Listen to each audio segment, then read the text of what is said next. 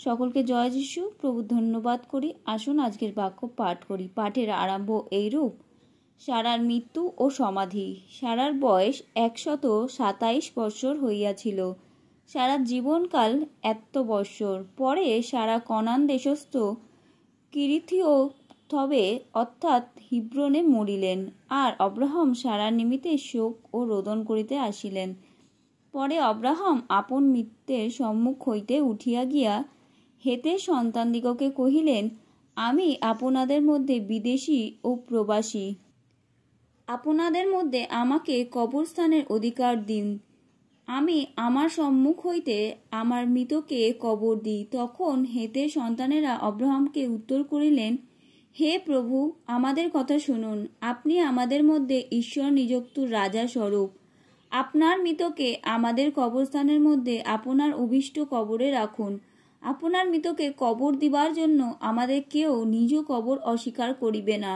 তখন অব্রাহাম উঠিয়া তদ্দেশীয় লোকদিগের অর্থাৎ হেতের সন্তানগণের কাছে প্রণিপাত করিলেন ও সভাসন করিয়া কহিলেন, আমার সম্মুখ হইতে আমার মৃতকে কবরে রাখিতে যদি আপনাদের সম্মতি হয়, তবে আমার কথা শুনুন।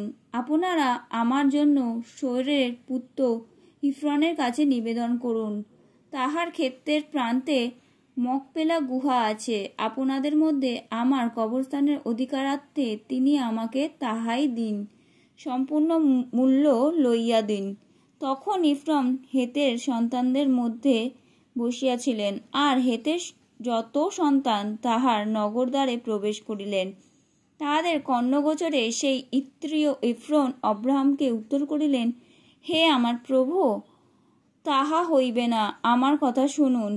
আমি সেই ক্ষেত্র তথাকার গুহা আপনাকে দান করিলাম।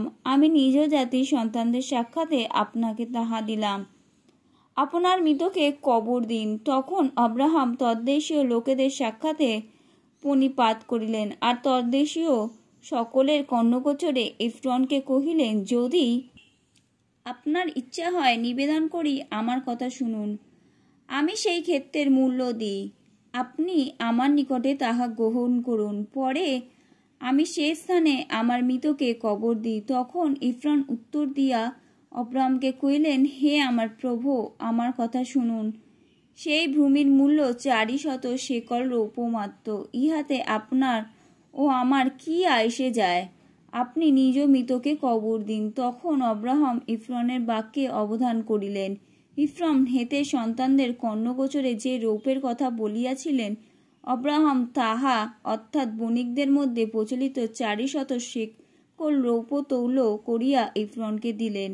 এইরূপে মমির সম্মুখে মকপেলায় ইফ্রনের যে ক্ষেত্র ছিল, সেই ক্ষেত্র তথাকার গুহা ও সেই ক্ষেত্রস্থ বৃক্ষ সকল, তাহার চতুর্সীমার অন্তর্গত বৃক্ষসমূহ, এই সকলেতে হেতের সন্তানদের সাক্ষাতে তাহার নগরদ্বারে প্রবেশকারী সকলের সাক্ষাতে অব্রাহামের স্বত্বাধিকার স্থিরীকৃত হইল।